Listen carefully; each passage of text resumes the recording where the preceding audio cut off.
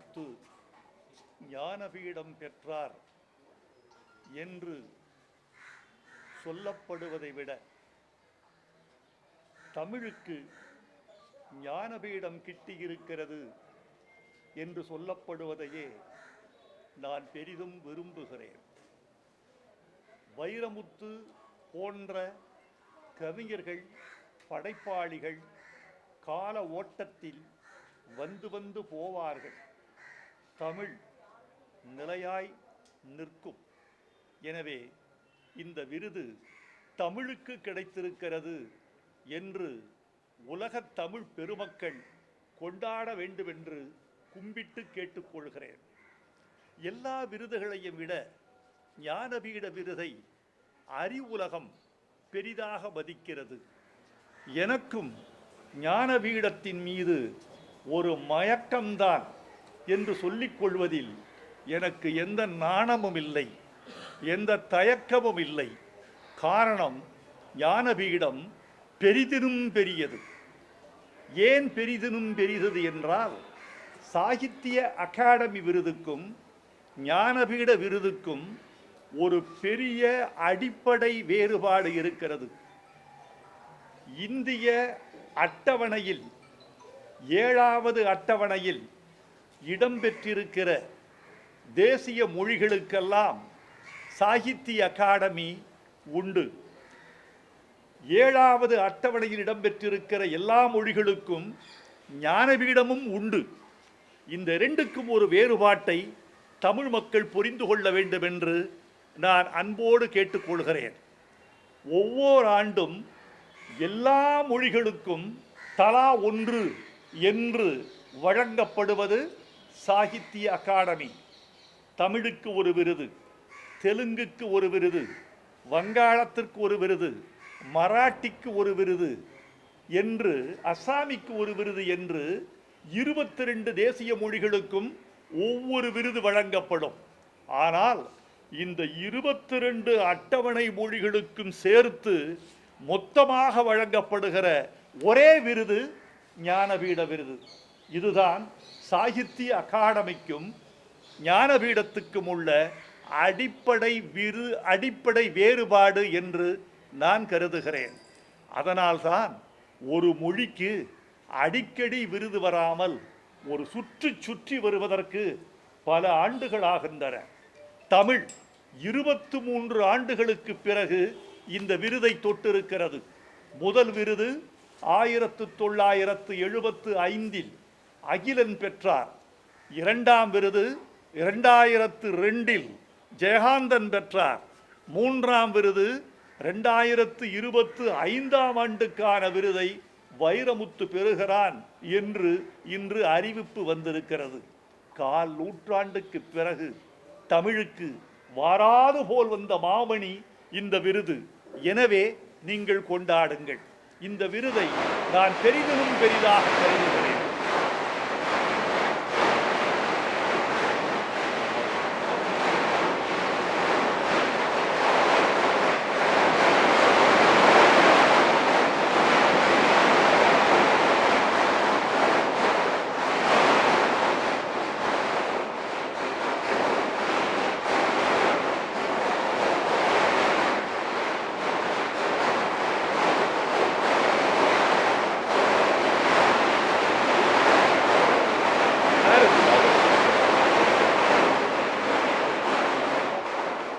தமிழ் ஞானபீடம் பெற்றதை தெருக்கள் வெடிவெடித்து கொண்டாடுகின்றன என்று நீங்கள் பொறுத்துக் கொள்ள வேண்டும் என்று விரும்புகிறேன்.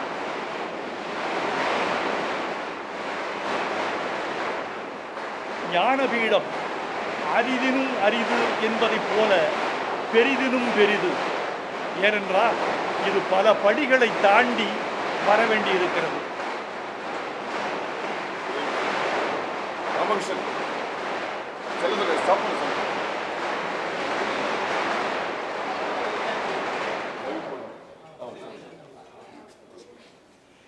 பல கடப்பாடுகளை, பல ஒழுங்கு விதிகளை தாண்டி ஞானபீடம் வர வேண்டியிருக்கிறது. இதுவரைக்கும் இந்தி 12 விருதுகளை பெற்றிருக்கிறது. கன்னடம் 8 விருதுகளை பெற்றிருக்கிறது. மலையாளம் 6 விருதுகளை பெற்றிருக்கிறது. வங்காளம் 6 ஞானபீட விருதுகளை பெற்றிருக்கிறது. ஆனால் தமிழ் 3 பெற்றிருக்கிறது. தமிழில் படைப்பாளிகளுக்கு பஞ்சமில்லை. தமிழ் இந்தியாவின் எந்த தேசிய மொழிக்கும் குறைந்ததில்லை. சொல்லப்போனால் இந்தியாவின் உலகத்தின் மூத்த மொழிகளுள் ஒன்று தமிழ் என்பதை இந்த உலகறியும். அறிவுலகம் அதை ஓங்கிச் சொல்லும். ஆனாலும் கூட தமிழ் குறைந்த அளவில்தான் இதுவரைக்கும் விருது பெற்றிருக்கிறது. இப்போது இந்த விருது பெறப்பட்டிருக்கிறது.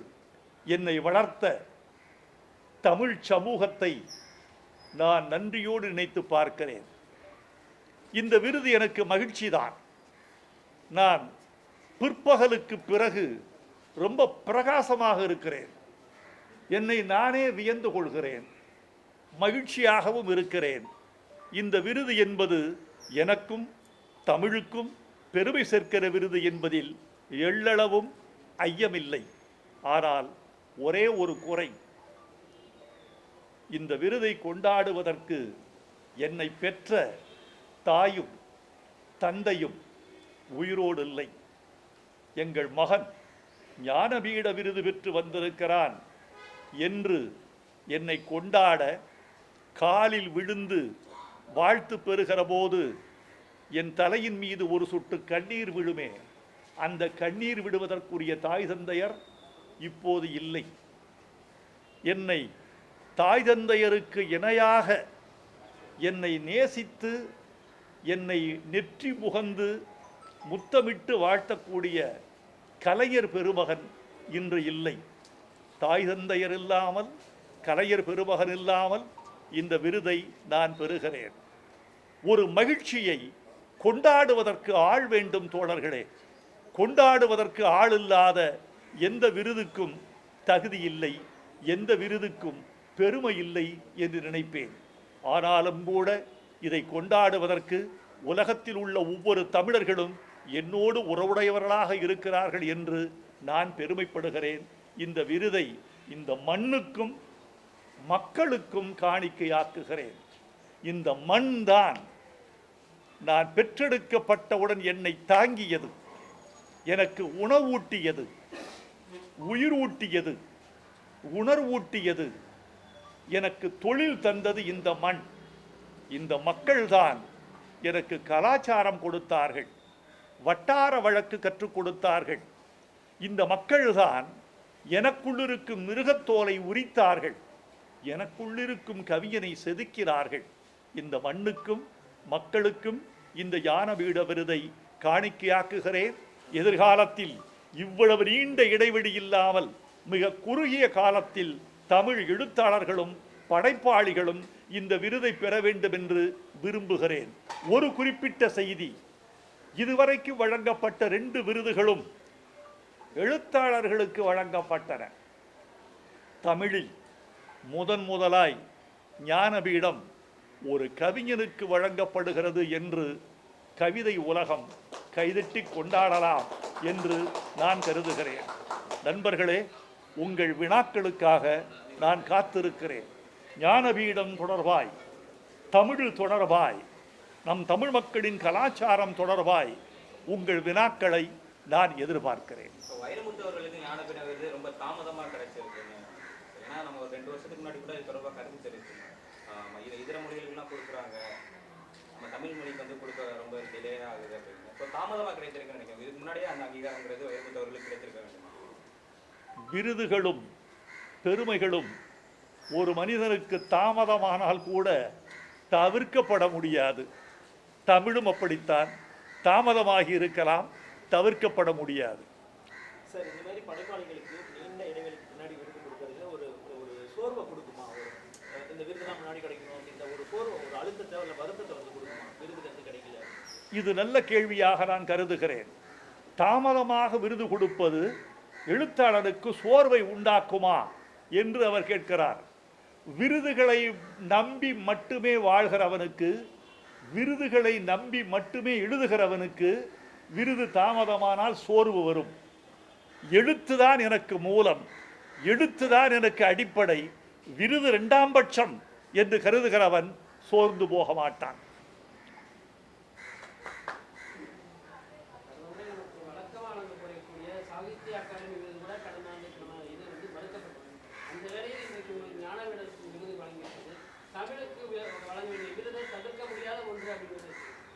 உண்மைதான், நீங்கள் சொல்வது உண்மைதான். ஆனால் இந்த கருத்தை நான் மீண்டும் வலியுறுத்துவதற்கு இந்த மேடையை பயன்படுத்திக் கொள்ள வேண்டும் என்று விரும்புகிறேன். சாகித்ய அகாடமி என்ற அமைப்பு தன்னாட்சி மிக்க அமைப்பாக விளங்கியது இதுவரை. ஆனால் ஒன்றிய அரசின் கலாச்சாரத்துறை அந்த துறையை தன்வசம் இழுத்து கொள்ள பார்க்கிறது, சற்றொப்ப இழுத்து விட்டது என்று கூட சொல்லலாம். அதனால் தன்னாட்சி என்ற சுய அதிகாரம் சாகித்ய அகாடமிக்கு பறிக்கப்பட்டு அது அரசின், மத்திய அரசின், ஒன்றிய அரசினுடைய கலாச்சாரத்துறையின் கீழ் இயங்குமோ என்ற ஐயம் வருகிறது. அப்படி வந்தால் விருதில் இருக்கிற நம்பகத்தன்மை போய்விடுமோ, விருதில் இருக்கும் சுதந்திரம் போய்விடுமோ, படைப்பாளிக்கு இருக்கும் கருத்துரிமை போய்விடுமோ என்ற ஐயம் படைப்பாளிகளுக்கு வந்திருக்கிறது. சாகித்ய அகாடமிக்கு மீண்டும் அந்த தன்னாட்சி உரிமையை ஒன்றிய அரசு வழங்க வேண்டும் என்று நான் கேட்டுக்கொள்கிறேன். மற்ற மொழிகள்லாம் எப்படி ஞானபீட விருது வாங்கினாங்கன்னு பட்டியலிட்டீங்க. ஆனால் தமிழுக்கு பல 3வது விருது அறிவிக்கப்பட்டிருக்கீங்க. மூத்த மொழியான தமிழுக்கு இது ஒரு 3வது விருதுங்கிறது வந்து ஓரவஞ்சனையாக பார்க்கப்படுதா? ஓர வஞ்சனை என்று சொல்லுவதை விட மைய வஞ்சனை என்றே சொல்லலாம். அது ஓர வஞ்சனை அல்ல, மையத்திலேயே வஞ்சம் இருக்கிறது. எப்படி என்று பார்த்தால், அந்த ஞானபீடத்தினுடைய தேசிய குழு என்று ஒரு கராரான குழு இருக்கிறது. அதில் துணைவேந்தர்கள், படைப்பாளிகள், திறனாய்வாளர்கள், கவிஞர்கள், எழுத்தாளர்கள், மெத்தக்கற்ற அறிவாளிகள் கூடியிருக்கிற பெரும் சபை அது. அதில் ஒரு வங்காளி இருப்பார், தெலுங்கு சகோதரர் இருப்பார், ஒரு மராட்டிய தோழர் இருப்பார், இந்திக்காரர்கள் இருப்பார்கள். ஒரு தமிழர் கூட அதில் பிரதிநிதியாக இல்லை என்பது அந்த குழுவுக்கு பெருமையா சிறுமையா என்று எனக்கு இதுவரை தெரியவில்லை. விரைவில் ஞானபீடம் தனது தேசிய குழுவில் தமிழறிந்த தமிழ் மகன் ஒருவரை இணைத்துக் கொள்ளும் என்று நம்புகிறேன். அப்படி இணைத்துக் கொண்டால் இந்த தாமதங்கள் தவிர்க்கப்படலாம் என்பது என் எண்ணம். இது விரைவில் நடக்கும் நினைக்கிறீங்க? இந்த நாட்டில் எதுதான் விரைவில் நடந்திருக்கிறது? இந்த நாட்டில் எல்லாமே சுதந்திரம் விரைவில் வந்துவிட்டதா? சுபிட்சம் விரைவில் வந்துவிட்டதா? நாட்டில் ஊழல் ஒழிந்தது விரைவில் வந்துவிட்டதா? எல்லாமே இந்த நாட்டில் விதை ஊன்றப்படுகிறது. இந்த விதை ஊன்றப்பட்டு பல விதைகள் மண்ணிலேயே மக்கி போகின்றன. லட்சம் விதைகள் விதைக்கப்பட்டால் சில விதைகள் முளைக்கின்றன, சில விதைகள் தான் விருட்சங்களாகின்றன. விதைகளை விதைத்து கொண்டே இருப்பதுதான் உழைப்பாளியின் வேலை. எனது வேலை விதைத்து கொண்டே இருப்பது. பறவைகளின் வேலை பழங்களை உண்ணுவது, பழங்களில் உள்ள விதைகளை மலைகளில் விதைப்பது. உண்மையாக காடு வளர்த்த உயிர் இது என்றால் பறவை. அப்படி விதைகளை, லட்சியங்களை நாம் விதைத்து கொண்டே இருப்போம். முளைக்கும் போது முளைக்கட்டும்.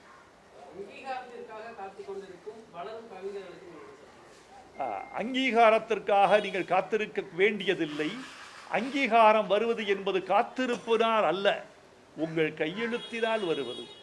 உங்கள் கையெழுத்து மெய்யெழுத்தானால், உங்கள் எழுத்தில் சத்தியம் இருந்தால், எதையும் எதிர்கொள்ளக்கூடிய ஆண்மை இருந்தால் எந்த படைப்பாளியும் எதையும் எதிர்த்து நிற்கலாம்.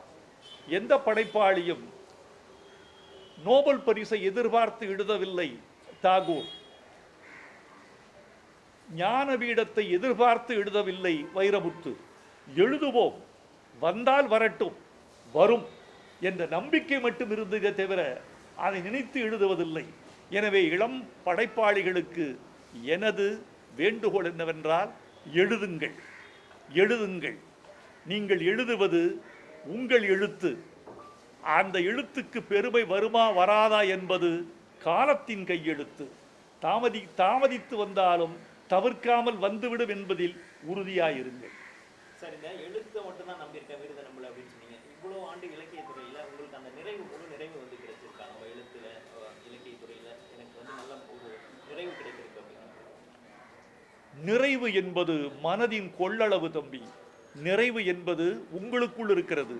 எனக்குள் நிறைவு எப்படி தெரியுமா இருக்கிறது? ஒரு நல்ல பாட்டு எழுதுகிற பொழுது அடரே இது கவிதையில் இல்லாமல் போய்விட்டதே என்று நினைக்கிற பொழுது எனக்கு பாட்டு நிறைவாக இருக்கிறது. நல்ல கவிதை எழுதுகிற போது இந்த கவிதை பாட்டில் இல்லையே, பாட்டு எழுதுகிற போது இந்த பாட்டு வரி கவிதையில் இல்லையே என்று நினைக்கிற பொழுது நிறைவு வந்து விடுகிறது. நிறைவு என்பது உங்கள் மனதின் கொள்ளளவை பொறுத்தது.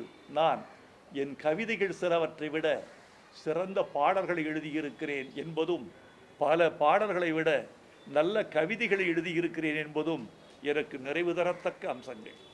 குறிப்பா இந்த அரசு ஒன்றிய அரசுங்கிறப்போ ஒன்றிய அரசு இப்போ கடந்த 15 வருடங்களா இப்போ நடக்குதுன்னு சொல்றோமா, இல்லை முன்னாடியிலேருந்தே மத்திய அரசுங்கிறது இந்த மாதிரியான ஒரு அநீதிகளை தான் இயற்றிக்கிட்டு நினைக்கிறோம்? இது நல்ல கேள்வி. வடக்கு தெற்கு என்ற பேதம் இயல்பாகவே திசைகளால் தீர்மானிக்கப்பட்டு விட்டது தோழர்களே. ஒரு உண்மையை சொல்லட்டுமா? இதற்காக என்னை நீங்கள் எப்படி வேண்டுமானாலும் கருதி கொள்ளலாம், ஆனால் சொல்லியாக வேண்டும். இலக்கியம் இந்தியாவை இணைக்கிறது என்று ஒரு பெரிய கூற்று உண்டு. இந்தியாவை மதம் இணைக்கிறதோ இல்லையோ, நதி இணைக்கிறதோ இல்லையோ, அரசியல் இணைக்கிறதோ இல்லையோ, இந்தியாவை இலக்கியம் இணைக்கிறது. இலக்கியத்தின் கலாச்சாரத்தின் மூலமாகத்தான் இந்திய ஒருமைப்பாடு காக்கப்படுகிறது என்று பல நேரங்களில் சொல்லப்படுகிறது. அது உண்மைதானா? இலக்கியத்தால் இந்தியா இணைக்கப்பட்டிருந்தால் எங்கள் தாகூர் என்ற தாடிக்காரன் படத்தை எங்கள் தமிழ்நாட்டில் நாங்கள் சுவரில் வைத்து கொண்டாடுகிற அளவுக்கு பாரதி என்ற மீசைக்காரன் வடநாட்டில் சுவர்களில் தொங்குகிறானா?